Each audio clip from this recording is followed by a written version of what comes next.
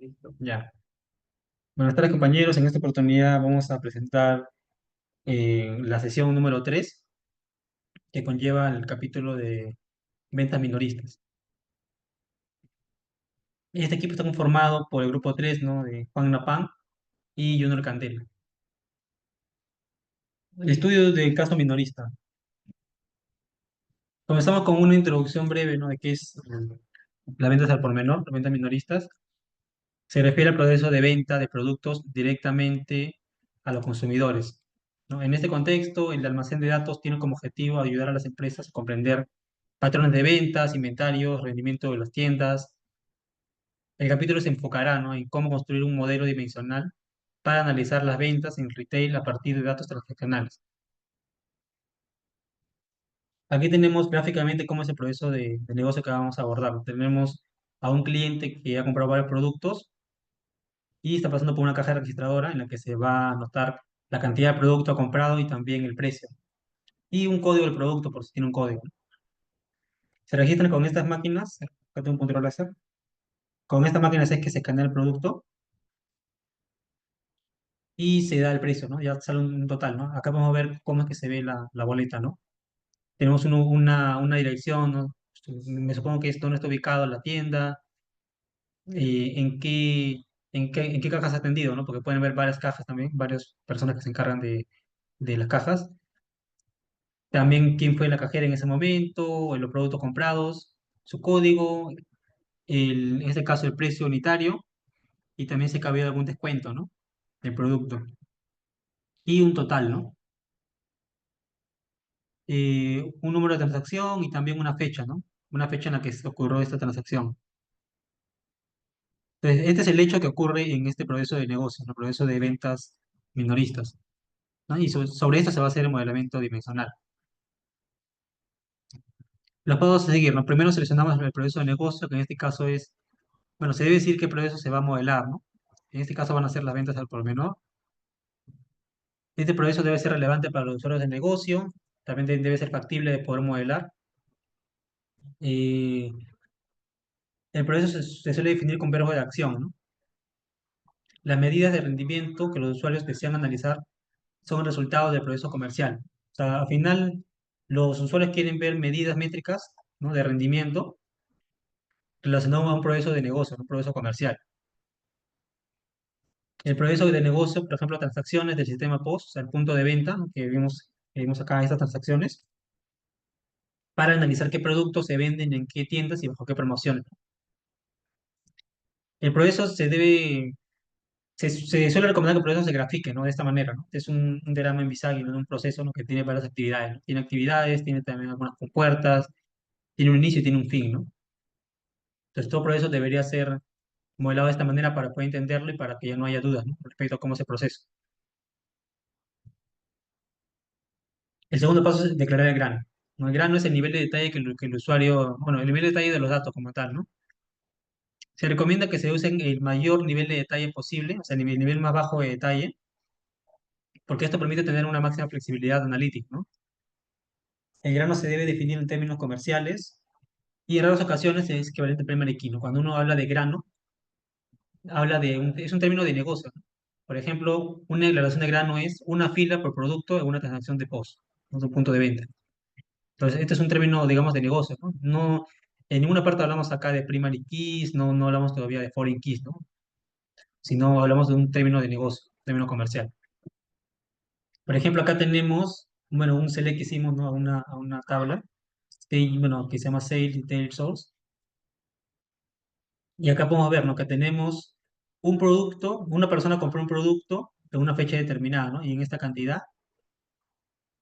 Y cada fila es un producto, ¿no? Un producto que ha comprado una persona, ¿no? En una fecha determinada. Entonces, este es el grano, ¿no? El producto que la persona ha comprado en una fecha determinada.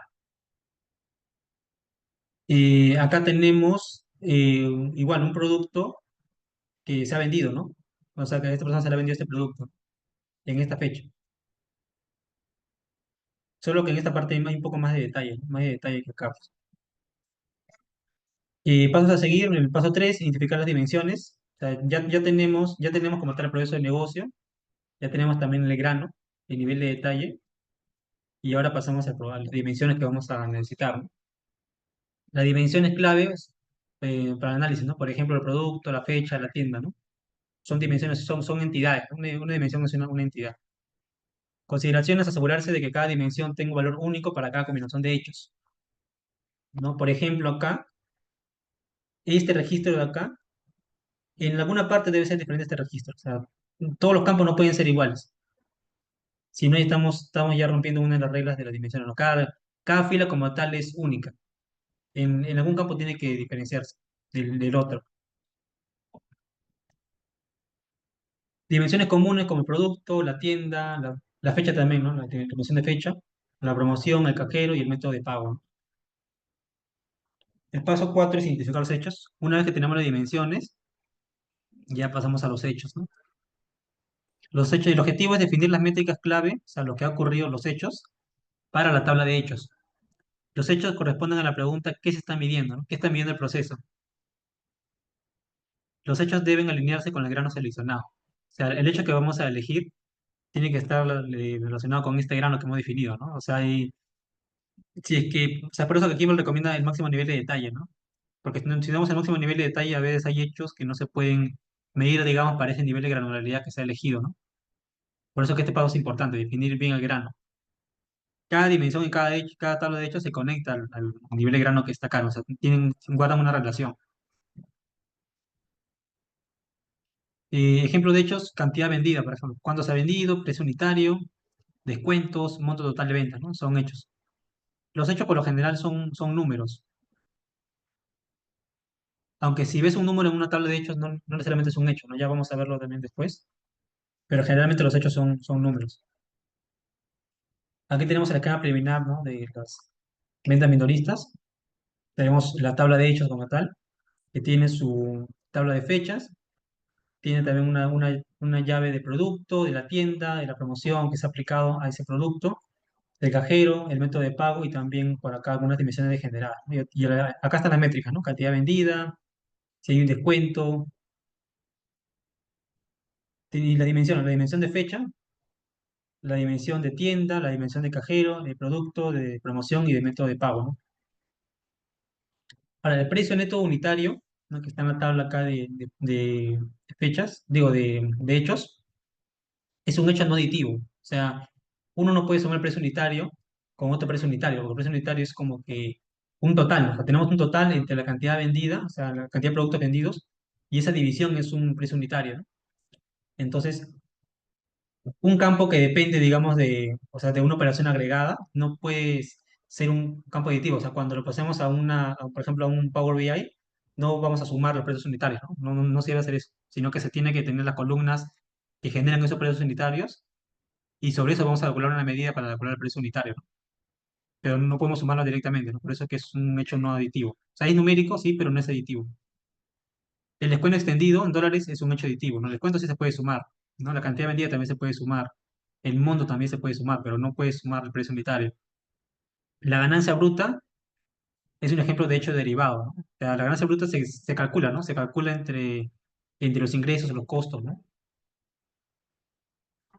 Y es un hecho derivado porque se calcula a partir de otras columnas, ¿no? Se debería calcular, y la pregunta es si se debería calcular en la base de datos o en la herramienta de BI. O sea, esto depende mucho de la cantidad de datos que se maneja también, ¿no? Y también de si es muy útil, si siempre se calcula esa columna, ¿no? O sea, esta ganancia bruta se podría calcular en la misma herramienta de reportería,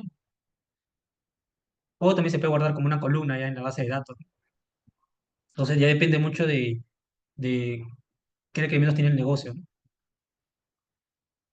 Algunas métricas no aditivas suelen calcularse en la herramienta de BI, ¿no? Como el porcentaje de proporciones, ¿no? Por ejemplo, este precio unitario se suele calcular en la herramienta de BI, ¿no? Ahora pasemos acá a una de las dimensiones, la dimensión de fecha. Acá tenemos la dimensión de fecha.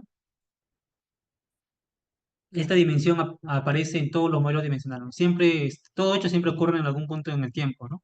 Por eso que siempre la dimensión de fecha es la que siempre existe, ¿no? Siempre hay una dimensión de fecha. Lo más común es que la dimensión de fecha esté a nivel diario. O sea, esa tabla debe estar a nivel diario, ¿no? Es lo más común. Y se recomienda que esté a nivel diario, ¿no? Porque digamos que es el mínimo nivel de detalle que puede tener una tabla, ¿no? Los feriados pueden tener un gran impacto en el análisis de las ventas u otros indicadores, ¿no? Por lo que es útil incluir una columna que indique si es una fecha correspondiente a un día festivo, ¿no? O por ejemplo, si es un Black Friday también, ¿no? Si es un día muy especial, ¿no? Entonces, esta columna debería estar también en nuestra tabla de fechas, ¿no? Para no tener que calcularlo nosotros mismos, tanto en la base de datos, por ejemplo, en una herramienta de SQL o en un BI, ¿no? Sino que ya debería estar en nuestra tabla, ¿no? También si es un fin de semana, ¿no? O es un día de la semana. La tabla de fechas debe incluir tanto datos pasados como futuros, ¿no? Dependiendo de las necesidades de análisis, ¿no? Generalmente acá hay muchos más días que lo que hay en la tabla de hechos, ¿no? Hay días que aún no ocurrió ni un hecho, pero debería estar allí, ¿no? Porque eso puede ayudarnos, por ejemplo, para hacer predicciones, ¿no? A futuro. También se habla de los flags, ¿no? Flags indicadores como atributos textuales, ¿no? Dado que los atributos de las tablas de dimensiones sirven como etiquetas de informes, o sea, nosotros vamos a generar un dashboard, un reporte, y vamos a agregar varios filtros, ¿no? Y los filtros generalmente vienen de las tablas de dimensiones. Entonces, algunas veces tenemos algunos campos que son como que flags, pueden ser ceros o pueden ser uno, ¿no? Un sí o un no, un verdadero o un falso, ¿no? Entonces se recomienda que el valor que tenga ese campo binario, sea más explicativo, ¿no? Por ejemplo, si es vacaciones o no vacaciones para los trabajadores, ¿no? Si es un día laboral o no laboral, ¿no? Acá tenemos el ejemplo, ¿no? Tenemos si este día acá es, creo que de holiday es feriado, si no recuerdo, o de vacaciones, creo. Ya me está fallando el inglés. Entonces podemos poner un N o un Y, ¿no? Un no o un sí, pero se recomienda ponerlo de esta manera, ¿no? Si es holiday o no holiday, ¿no? Que este es más explicativo, ¿no? Se entiende ya a qué se refiere este valor, ¿no? Entonces, cuando colocamos un filtro en nuestra tabla o sea, en nuestro reporte, ganamos esta columna y ya sabemos si es un holiday o no un holiday, ¿no?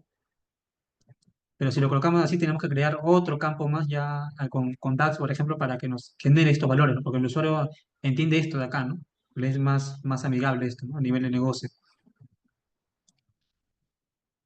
Atributo de fecha actual y relativa, ¿no? Hay atributos que pueden añadir a la dimensión básica de fecha que cambiarán con el tiempo, ¿no? O sea, a veces uno quiere hacer, por ejemplo, un reporte diario, ¿no?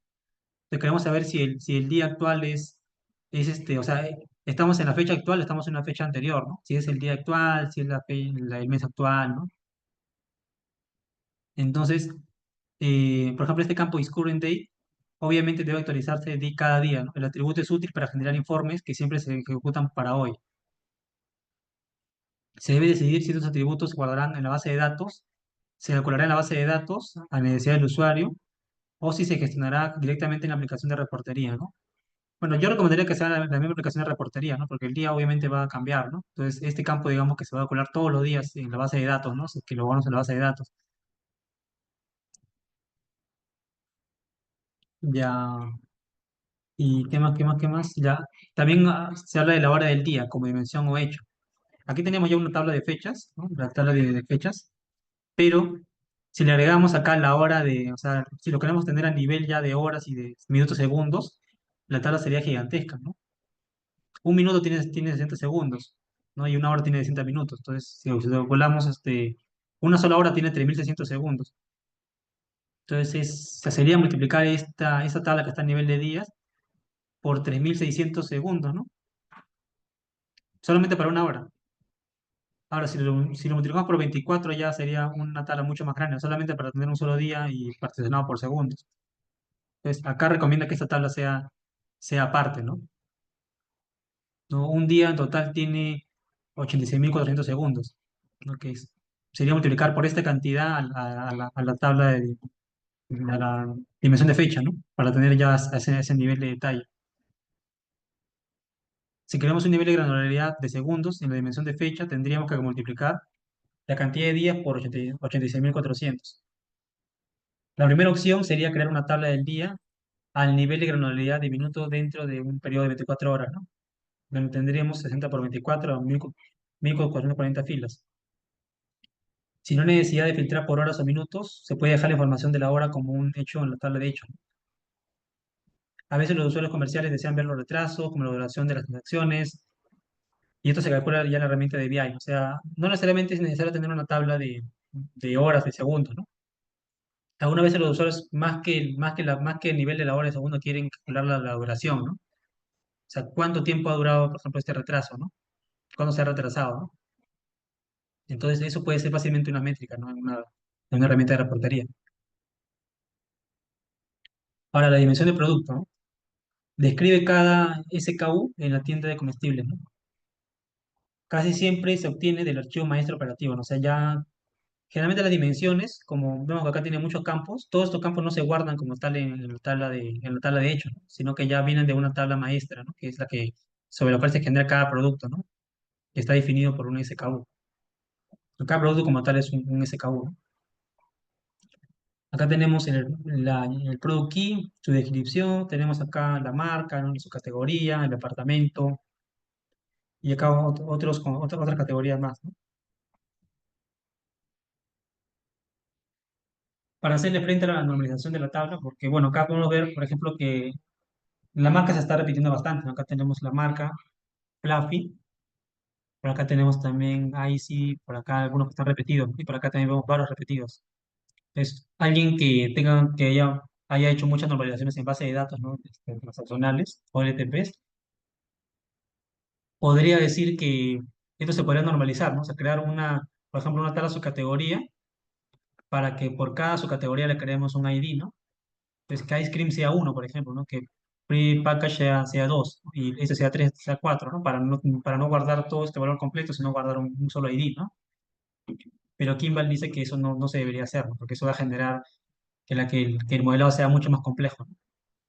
Entonces, cuando queramos filtrar ya en la herramienta de reportería, vamos a hacer, internamente se van a hacer muchos joins, ¿no? Para poder llegar a este nivel de detalle. Entonces, él recomienda que usemos jerarquías para eso, ¿no? Para hacerle frente a la normalización de la tabla, se pueden crear jerarquías. Por ejemplo, una jerarquía puede ser la marca, la subcategoría, la categoría y departamento. Estos cuatro campos, ¿no? Podría ser una categoría. O sea, puede ser una jerarquía de categoría, ¿no? Y una tabla puede tener múltiples jerarquías. Acá va a haber en este caso una jerarquía de categoría, puede también haber acá una jerarquía de departamento también, ¿no? También tenemos atributos con significado incrustado, ¿no? A menudo existen códigos con diferentes partes que representan características significativas del producto, ¿no?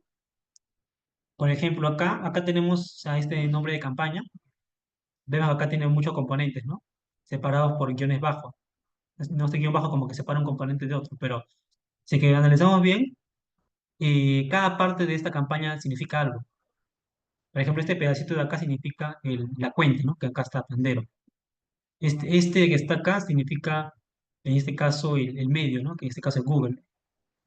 Por acá tenemos el objetivo, que es conversiones. Por acá tenemos el tipo, ¿no? Que en este caso es PMAX, que está por acá. Este que está acá, por ejemplo, tiene objetivo de reproducción, ya es otro objetivo. El tipo ahora es YouTube, ya no es Google, y el producto es Autos Lima, ¿no? O sea, entonces vemos que este nombre de campaña tiene varios componentes que significan algo, ¿no? Tienen un significado. Entonces, Kimber recomienda que cuando tengamos algún atributo así, con muchos componentes juntos, crear una columna para cada componente, para cuenta, para producto, para medio, para objetivo, para tipo, ¿no? ¿Por qué? Porque cuando hagamos nuestro reporte vamos a querer filtrar, ¿no? Filtrar por cuenta, filtrar por producto, por medio, por objetivo, por tipo. Entonces, como ya lo tenemos creado como una columna aparte, podemos jalarlo simplemente a nuestra herramienta y ya tenemos un filtro mucho más fácil, ¿no?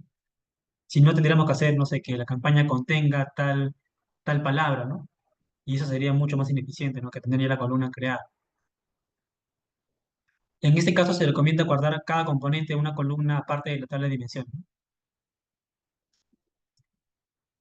Valores numéricos como atributos de dimensión, ¿no? A veces encontrarás atributos que no está claro si debe agregarse a la tabla de hechos o dimensiones, ¿no? Por ejemplo, el precio de lista de estándar de un producto. O sea, un producto puede tener un precio estándar, pero también puede tener un precio que sea aplicado al producto en una fecha determinada, ¿no? Porque el precio puede cambiar. Entonces, en esos casos, a veces los modeladores tienen dudas, ¿no? Sobre si ese precio tiene que ir a la tabla de dimensiones o en la tabla de hechos, ¿no? Porque es un campo numérico, ¿no? Y la respuesta es depende. Si se usará el precio para realizar cálculos, es mejor colocarlo en la tabla de hechos, ¿no? Si el precio se utilizará para filtrar o para agrupar, por ejemplo, o sea, quiero agrupar mis productos de la tabla de dimensiones en base al precio, ¿no? A un rango de precios. Entonces, ahí sí debe guardarse una tabla de dimensión, ¿no? El precio, lo que estoy filtrando, ¿no? Algunas veces debe guardarse tanto en la tabla de hechos como en la tabla de dimensiones. Algunas veces tiene que estar en ambos lados. Por ejemplo, cuando se le quiere guardar el precio al que se vendió un producto, ¿no? O sea, este es ya en una fecha determinada, ¿no? En ese caso se guarda el precio en la tabla de hechos, pero se guarda el precio de lista actual en la tabla de dimensiones. O sea, este precio de lista con este precio puede ser diferentes porque el precio de lista actual se puede ir actualizando, ¿no? De acuerdo a una fecha de corte, ¿no? Pero el precio que se vendió no, sí va a cambiar, ¿no? Porque puede variar, puede haber algún descuento, alguna promoción en ese momento, y eso va a hacer que este precio que se vendió cambie, ¿no? Ahora pasamos a la dimensión de tienda. Describe cada tienda en la cadena del supermercado, ¿no?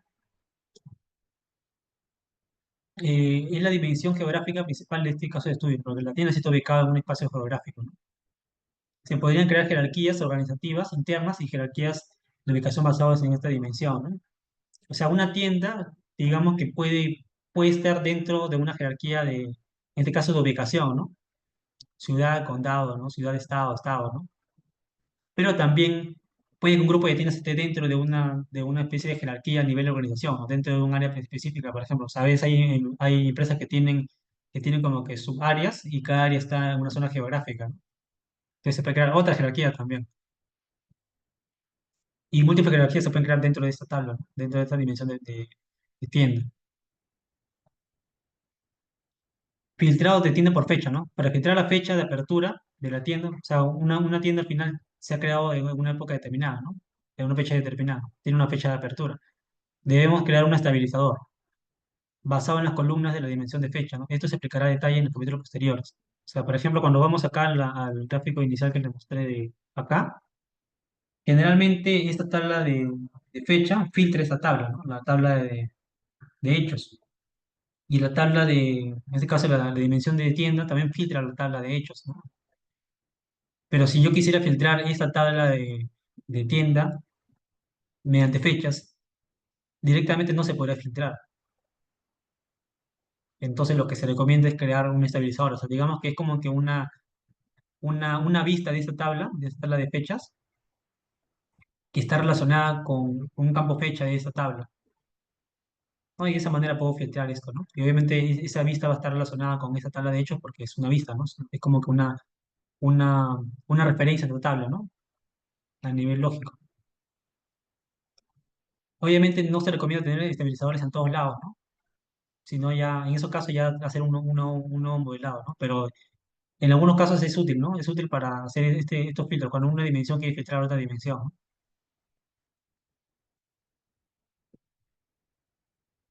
Estamos acá. Entonces acá tenemos un código SQL para crear una vista, ¿no? Create view, ¿no? Ese es el nombre de la vista. Acá están los campos que quiero crear, ¿no? Estos campos que quiero crear.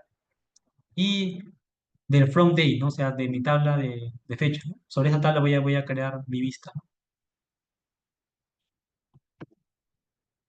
Ahora pasamos a la dimensión de promoción. Describe las condiciones de promoción bajo las cuales se vende un producto, ¿no? O sea, un producto determinado se vende en una fecha determinada, pero también se le aplica alguna promoción, ¿no? Entonces, esto de acá es muy interesante porque la promoción se aplica a un producto determinado. Entonces, si es que a ver, vamos a bajar un poco acá, donde teníamos la dimensión, o sea, acá en la tabla de hechos, acá está la tabla de hechos. O sea, acá en la tabla de hechos tenemos, o sea, eso acá está a nivel de producto, ¿no? Acá está el product key, o sea, tenemos a nivel de producto. Entonces, cada fila es un producto que se ha vendido, puede ser que se ha vendido a un mismo cliente, ¿no? No, en una sola compra, digamos que ha comprado varios productos y cada fila es un producto que ese cliente ha comprado, ¿no? Entonces, a cada producto se le aplica una promoción, ¿no? Promoción key, ¿no? A cada producto.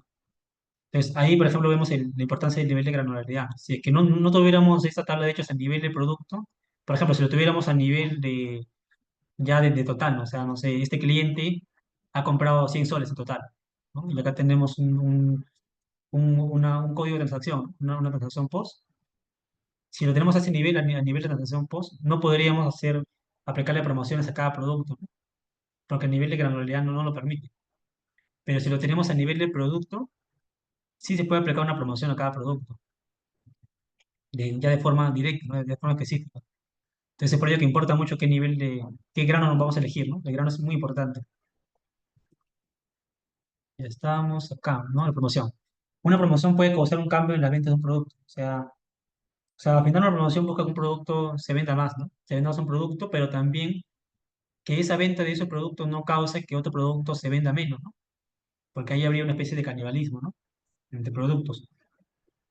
Entonces, pero o sea, esta promoción, luego de aplicarse tiene que medirse, ¿no? Medirse si la promoción ha sido efectiva o no, si es que ha causado una mayor rentabilidad, ¿no?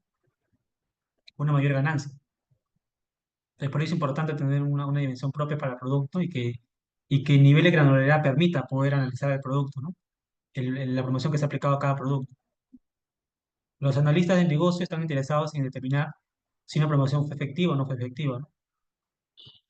Existen cuatro mecanismos causales en la de promoción, ¿no? O sea, Kimball le suele decir dimensión causal, ¿no? A la dimensión de promoción, ¿no? Porque esto causa, digamos, o sea, puede causar mayores ventas, mayores ganancias, ¿no? Entonces, esto causa, digamos, algo en la tabla de hechos, ¿no? Puede causar un patrón distinto en las ventas. Los cuatro mecanismos causales en la promoción, ¿no? Son las reducciones de precio, o sea, se puede reducir el precio del producto, también se puede realizar algún anuncio, ¿no? Para que el público conozca el producto, ¿no? Exhibiciones también, ¿no? Tal vez o sea, que el cliente pueda probar el producto, ¿no? Antes de comprarlo, ¿no? O cupones, ¿no? Cupones de descuento. El diseñador puede decidir si tener una sola tabla con todas las combinaciones de estos cuatro mecanismos, o sea, de estos cuatro mecanismos que son diferentes, ¿sí? En una sola tabla, o si tener una dimensión para cada mecanismo causal. O sea, o sea, eso depende mucho del negocio, ¿no? Hay algunos que suelen separar, ¿no? Una tabla para reducción de precios, otra tabla para anuncios, otra tabla para ediciones y otra tabla para cupones, ¿no? ¿Por qué? Porque como cada uno es diferente, puede tener diferentes columnas, por ejemplo, o el análisis puede ser diferente, ¿no? Cada publicista ya analiza esta parte, ¿no? Pero también se puede crear una sola tabla que contenga todo ello, ¿no? Ya depende mucho del caso del negocio. Bueno, aquí me la acabo de colocar en una sola tabla, ¿no? La dimensión de promoción. Tenemos acá la llave de promoción, un código, el nombre de la promoción, ¿no? Si es que es un tipo de reducción de precios, ¿no? O anuncios, o tal vez alguna exhibición, ¿no? ¿Cuánto cuesta esta promoción también? ¿Cuándo inicia? ¿Cuándo termina? ¿No? Claves foráneas, nulas, atributos y hechos. O sea, en esta parte de la promoción, o sea, esta promoción, digamos que puede no aplicarse a un producto, ¿no? Pero la promoción aún así existe.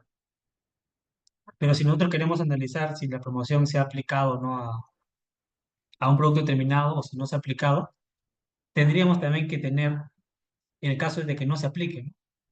Por eso acá tenemos una clave foráneas nulas, ¿no? Que ya lo veremos también más adelante. Ahora, si es que no se aplique ninguna promoción al producto, no debería dejarse como nulo la llave en la tabla de hechos. O sea, acá en esa tabla, la principal, la tabla de hechos, podría ser de que a este producto no se le aplique ninguna promoción, ¿no? Pero, o sea, el promotion key sea nulo, digamos, porque no hay ninguna promoción que sea aplicada. Pero Kimber recomienda que nunca se coloque que una llave sea nula, ¿no? Porque cuando quiero asignar un valor nulo con otra tabla, con una tabla en este caso de dimensiones, de por sí te arroja un error, ¿no? Todos los valores extraños, los valores en blanco, los valores que no hacen match, se guardan dentro de ese nulo. Y obviamente eso no queremos, ¿no? Entonces, Kimber recomienda que nosotros explícitamente queremos una fila en nuestra tabla, en este caso de promoción, que signifique sin promoción, digamos. No se aplica promoción. No sé, código cero. Y ese código lo jalamos a la tabla de hechos para que no sea nulo, ¿no? Eso es lo que recomienda Kimball, ¿no? Si no se aplica ninguna promoción al producto, no debería dejarse como nulo la llave en la tabla de hechos. En su lugar se debe crear una fila para cuando no se aplique ninguna promoción, o valor cero si no es aplicable ninguna promoción al producto. Eso es lo que Kimball recomienda. Los valores nulos en la tabla de dimensiones es recomendable reemplazarlo por desconocido. O sea, si tenemos un valor nulo en una tabla de dimensiones, reemplazarlo por desconocido, ¿no? O no encontrado, ¿no? Etcétera, ya que podrían usarse como filtro en el reporte. pero acá dice nulos en la tabla de dimensiones. Y acá dice nulos en la tabla de hechos, ¿no? Los valores de nulos en la métrica de la tabla de hechos se recomienda dejarlos como nulos, ¿no? Para no cegar los cálculos aplicados a esa métrica, ¿no? Por ejemplo, si lo imputamos por cero a los valores nulos en la tabla de hechos, podríamos cegar nuestros resultados cuando hallamos la media, cuando hallamos una división estándar, ¿no? Y ya internamente las herramientas de BI ya saben cuando hay nulos y sobre los nulos no trabaja sobre los valores que no son nulos, ¿no? Entonces se recomienda no imputarlo, ¿no? No imputar esos valores porque eso puede secar nuestros resultados. Ahora pasamos a las dimensiones degeneradas. Acá en esta tabla de hechos tenemos una post-transacción, ¿no? Que es un código, ¿no? El código de este caso de la transacción, eh, que podría tener muchos valores. Por ejemplo, puede tener una fecha, ¿no? Una fecha de esta transacción, ¿no? Puede tener un total también, ¿no? Un total, puede tener por acá tal vez los productos vendidos, ¿no? Pero cada uno de estos valores ya está guardado en una dimensión. El DXY ya está en la dimensión de fechas. El producto también está en la dimensión de producto, ¿no? Eh, y lo demás son métricas de la tabla de hechos, ¿no? Entonces, digamos que si creamos una dimensión con esta transacción de post, o sea, sería una tal dimensión con un solo campo, que sería la post transacción. No tendría ninguna columna más. Entonces, aquí me recomiendo simplemente dejarlo acá, ¿no? Dejarlo acá como una sola columna, y eso le llama dimensión degenerada, ¿no? O sea, es una dimensión o sea, es una dimensión como tal, pero se deja en la tabla de hechos porque no tiene más columnas, ¿no? El número de transacción post suele ser una dimensión degenerada ya que solo tiene clave pero no atributos. O sea, solamente tiene la clave, pero no tiene más atributos. Sus posibles atributos, como fecha de transacción, ya están añadidas en otras dimensiones. Otros ejemplos son los números de pedido, número de factura, etcétera, ¿no? Se le añade el sufijo dd, ¿no? Como está acá, para saber que es una dimensión degenerada. Ahora, Ya, ¿qué le pasa a mi compañero?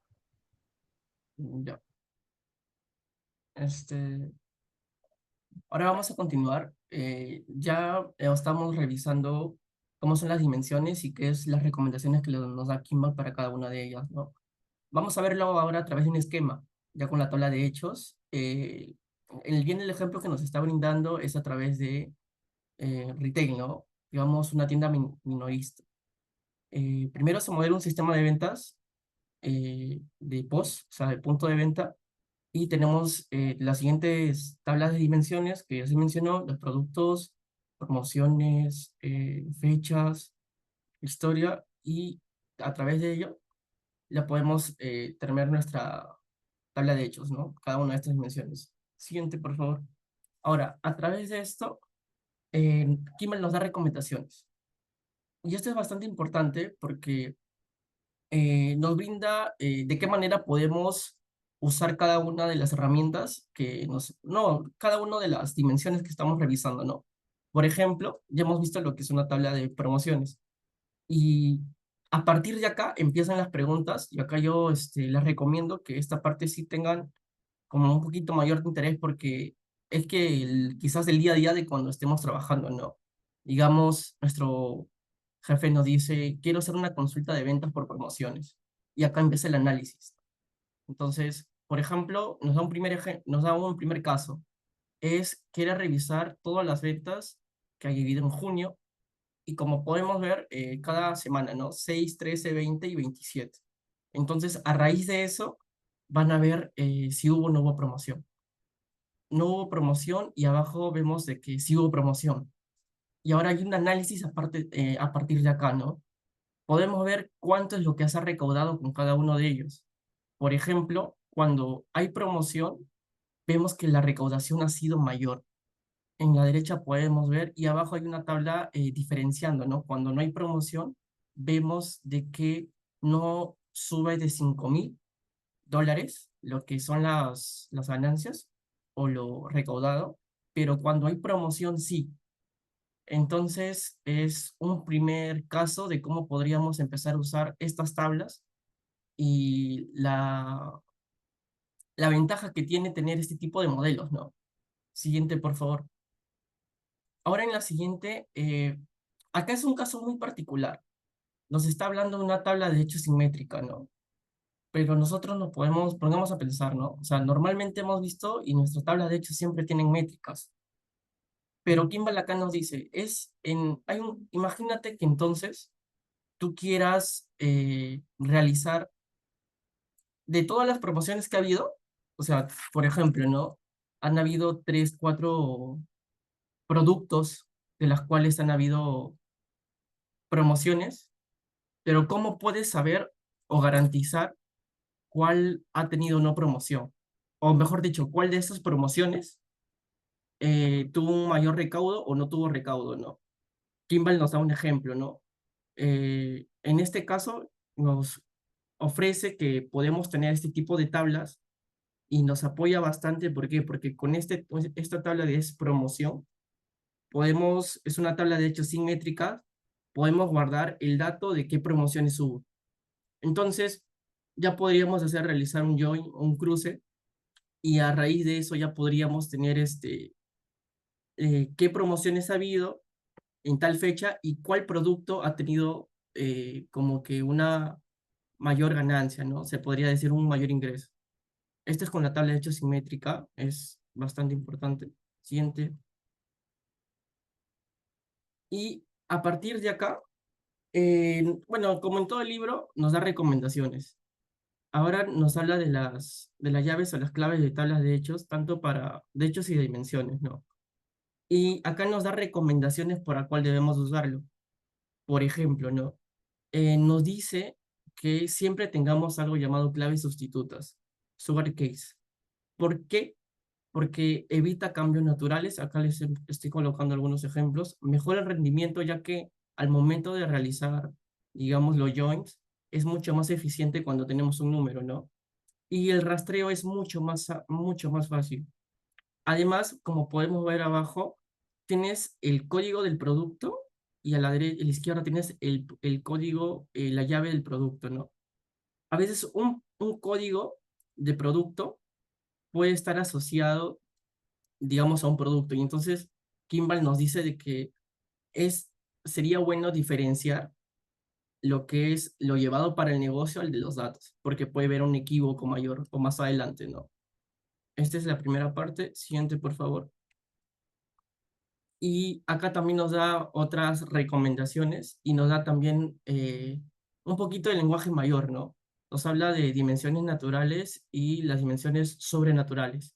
Cuando hablamos de una dimensión natural, es aquella que nos da ciertas identificaciones del sistema operativo. Por ejemplo, una clave natural del sistema CRM es CRM slash o un apóstrofo y nos da un valor, ¿no? En cambio, una clave sobrenatural, son términos que ya están usando, son los que nos da un número como un ID, ¿no? En este caso el 2347789, ¿sí? Es para diferenciarlo porque quizás mayor o más adelante volvamos a ver estos términos en cada uno estamos ahorita viendo retail, quizás en otro tipo de negocios, ¿no? Siguiente, por favor. Bueno, acá hablamos ya sabemos lo que es una dimensión generada. Ahora, claves sustitutas de dimensiones generadas. En este caso, nos está dando de que podemos tener una clave sustituta, pero esta clave sustituta tiene valor, ¿sí? Por ejemplo, ya nos habló Junior de lo que es el post, ¿no? Una transacción post que nos da un ID. Entonces, este número sí tiene como, por ejemplo, una boleta es una clave sustituta, porque tiene un número correlativo cada vez que tú vas a ir, digamos, ¿no? Yo voy a la tienda, a un supermercado, me dan mi boleta y ahí aparece el código, ¿no? Ya, esa es una clave sustituta, pero almacena lo que es una dimensión degenerada, ¿no? Porque tiene valor en el negocio, ¿no? Cada una de ellas, por sí sola, cuenta como es como un registro. Sí, y bueno, acá nos dan casos que son muy comunes, que son números de transacciones de ventas minoristas, o en general post, no necesariamente venta minorista, mayorista quizás también puede ser, y el número de una factura, un número de orden, ¿no? Siguiente, por favor. Y otra recomendación que nos está dando Kimball es la clave en la dimensión de fecha. la clave inteligente para esto, ¿no? Ese es el nombre que le ha dado. O sea, nos da una recomendación que tengamos un formato. Y el formato que él nos da es año, mes y día, ¿sí? Por ejemplo, normalmente lo que nosotros tenemos en nuestra tabla de fechas es el date, ¿correcto? Es como que dependiendo si tu lenguaje está en español o en inglés, puede ser día, día, mes, año o año, mes, día. Pero ¿qué nos dice? Es que nos recomienda tener una llave para esto. ¿Por qué? Porque facilita el uso de ella, facilita la partición de grandes tablas para las grandes tablas de hechos.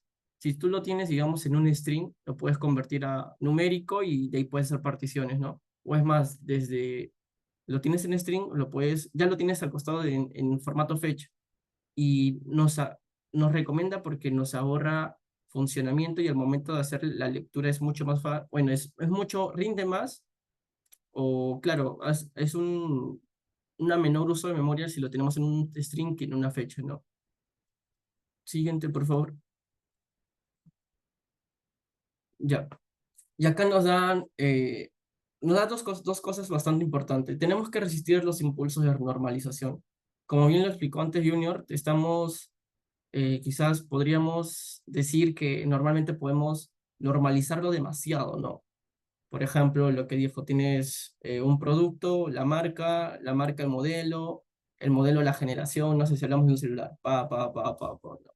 Entonces, ese tipo de normalizaciones excesivas va a realizar de que nuestra tabla sea mucho más compleja y al momento de nosotros hacer uso de ella, puede ser que en el rendimiento nos dificulte.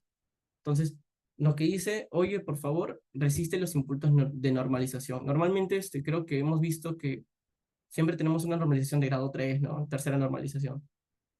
Y acá nos da un ejemplo nos habla de un esquema de copo de nieve, que podríamos considerarlo como un derivado de lo que es nuestro modelo estrella. Normalmente tenemos nuestra tabla de hechos y a partir de esa tabla de hechos tenemos alrededor lo que son nuestra tabla de dimensiones. Ya, pero una dimensión de ellas puede tener una tabla concurrida a ella, ¿no? Entonces, acá, por ejemplo, nos da un ejemplo de un copo de nieve, un esquema, digamos un campo. Tienes el producto, la llave del producto, tienes el producto que se llama gaseosa y como que la marca, ¿no? La marca es el 10. Y para eso la, tienes la marca al costado, que es otra tabla, y el nombre del producto. Entonces, podemos darnos con la sorpresa de que es necesario tener esto, o sea, nos va a servir. Yo creo que siempre sería bueno juzgarnos, quizás nos va a servir el hecho de separarlo.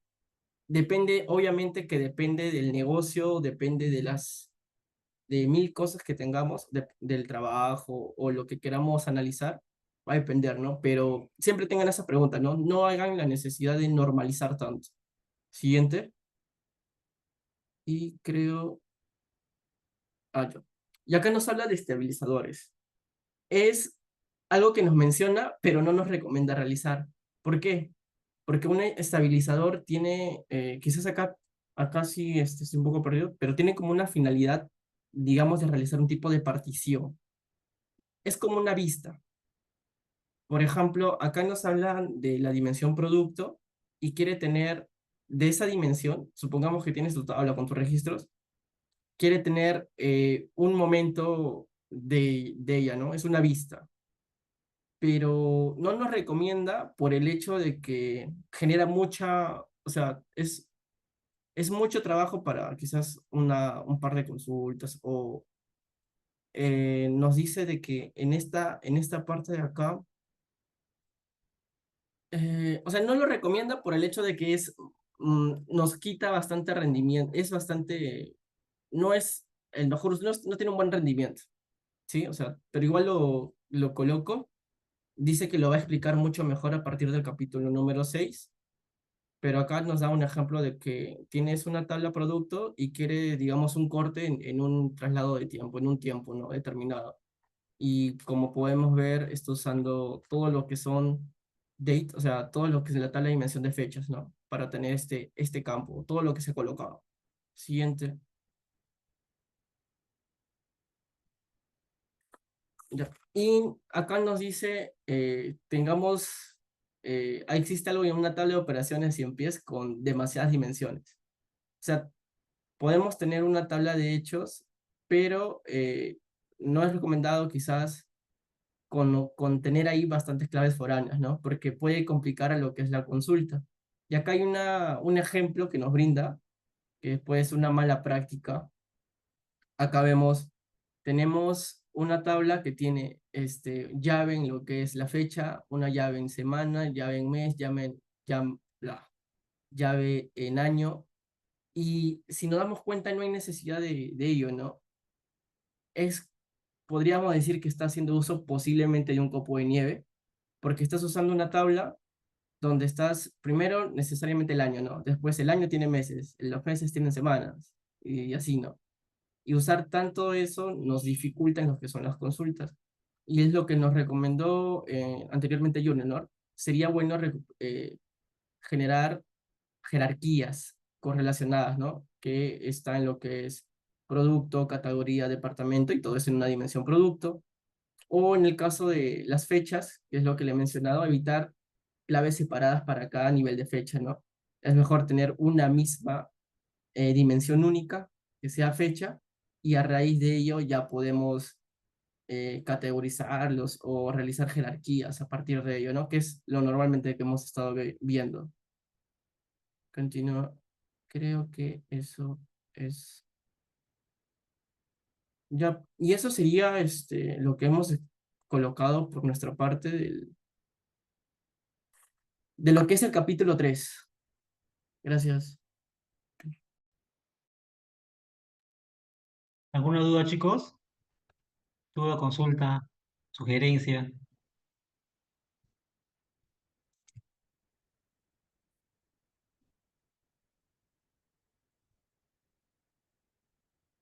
Yo les recomiendo en el caso uno lo hayan leído y bueno, si han entrado un poco tarde, ver la grabación. Es que es bastante importante. El capítulo nos enseña, o sea, nos recomienda cosas y creo que la experiencia que nos brinda es bastante buena porque hay cosas que quizás ya sabemos, pero es porque le hemos visto en la cancha. O en el caso si aún no están laborando, recién van a practicar o están practicando, se van a dar cuenta durante el tiempo. Pero es bastante entretenido el hecho de que ya te esté dando ideas de cómo poder abordar más adelante, ¿no? Por lo menos este capítulo 3 dio de lo que son empresas minoristas, empresas retail, ¿no?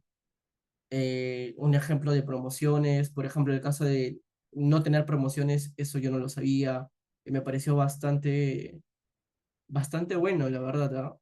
Porque, ¿qué hace? O sea, con la información que nosotros supongamos, a ver, en tu trabajo, realizas una evaluación a ciertas personas, un grupo, una segmentación. Ya, pero ¿qué haces con lo que no los has evaluado? O sea, o sea, puedes ver otro tipo o sea, no otro tipo de vista. Entonces, y también las claves que nos ha dado en las dimensiones, las recomendaciones que nos ha brindado Junior. Entonces, esa es la recomendación que le doy. No sé si ustedes a lo que han leído o lo que han escuchado tengan alguna sugerencia o algo adicional que nos podrían comentar.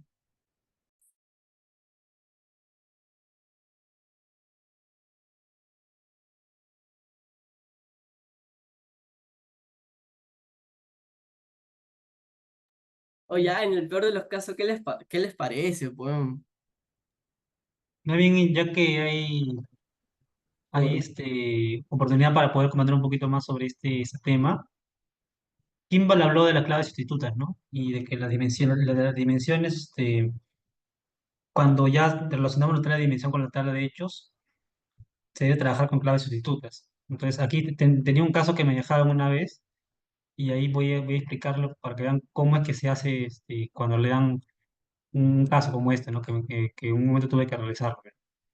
Voy a compartir pantalla. A ver, a ver, a ver. La verdad que antes de este capítulo, o sea, digamos que lo hice intuitivamente, ya, porque, no sé, tenía dos opciones. O sea, acá tengo un caso, o sea, no voy a explicarlo muy en detalle el caso, pero más o menos vamos a ver qué datos tiene, ¿ya? Cada fila es una evaluación, o sea, una evaluación que se ha hecho de caso, un personal de una empresa, ¿no? Bajo ciertos temas, ¿no? Que le llaman item, ¿no? Y acá tiene un nivel alcanzado, ¿no? Nivel uno, nivel 2, ¿no? Y cada nivel significa algo, ¿no? Por ejemplo, este nivel 3 significa competente, ¿no? El uno novato, el cero no evidenciado. O sea, son niveles. Entonces, me dan esta tabla de acá y se quiere hacer digamos, un reporte sobre esto, ¿no? Obviamente no te dicen qué métrica mostrar, ¿no? Ya uno como analista tiene que pensar qué métrica tiene que mostrar, ¿no? Y también cómo hacer su modelado, ¿no? Porque no te dicen cómo hacer tu modelado, o sea, tú no sabes qué dimensiones existen, sino que te dan esa tabla de hecho así, te dan este Excel así como tal y como está. Entonces, bueno, analizándolo un poquito, yo creé mis dimensiones, ¿no? La fecha como tal, una dimensión ya de persona, bueno, en este caso, si es calificado, calificador, ¿no? Porque una prueba está quién califica y también quién es calificado, ¿no? El chapter, que es como que o sea, es como una especialidad, y los sitios que son los temas, ¿no? Evaluados, para esta dimensión más y para otra dimensión más que son los niveles. O sea, hasta ahí digamos que todo normal, ya tenemos definido nuestra dimensión, ¿no? Que creo que por acá lo definí, ¿no? El item, el nivel, la persona, el chapter, ¿no? Ahora, también queremos, o sea, tenemos una tabla así, queremos también armar finalmente nuestra tabla de hechos, ¿no? Y para la tabla de hechos, por ejemplo, por ejemplo, si tengo mi chapter, tengo estos dos, eh, debería jalar solamente un solo ID, digamos, que ya está relacionado con mi tabla de dimensiones, y esa tabla de dimensiones me tiene guardado estos dos campos, ¿no? Entonces ya no tendría que jalar estas dos columnas, sino que jalar un solo ID, y cuando yo tengo mi tabla de dimensiones ya sé a qué significa, ¿no? A qué chapter y a qué FK chapter y a qué chapter, ¿no? Igual con el item, ¿no? O sea, ya tengo mi tabla de dimensiones de item, y ya sabría también a qué ítem estoy haciéndole referencia, ¿no? Cuando jalo su ID. Y eso reemplazaría estas tres columnas, ¿no? Porque ya son tres columnas que tenemos, que pueden ser fácilmente una dimensión.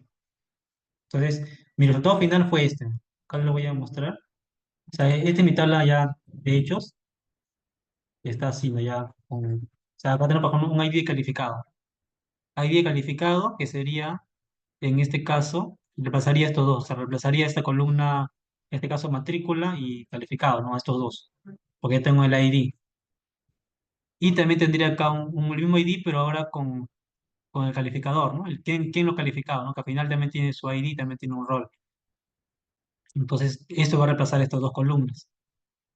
Y ahora con el chapter también, o sea, vamos a jalar un solo ID que va a reemplazar estos dos valores, ¿no? Que estaría acá, ¿no? ID chapter, ID item y ID nivel. Pero cuando yo hice el modelado, yo me preguntaba, ¿pero por qué voy a jalar o sea, digamos, este ID yo lo he creado, o sea, que es o sea, que aumenta de uno en uno, ¿no? Cada vez que se agrega un registro, ¿no? Están por acá. Por ejemplo, acá están mis dimensiones. Mi dimensión chapter es esta es mi dimensión item, por acá tengo mi dimensión también nivel, por acá mi dimensión persona, ¿no?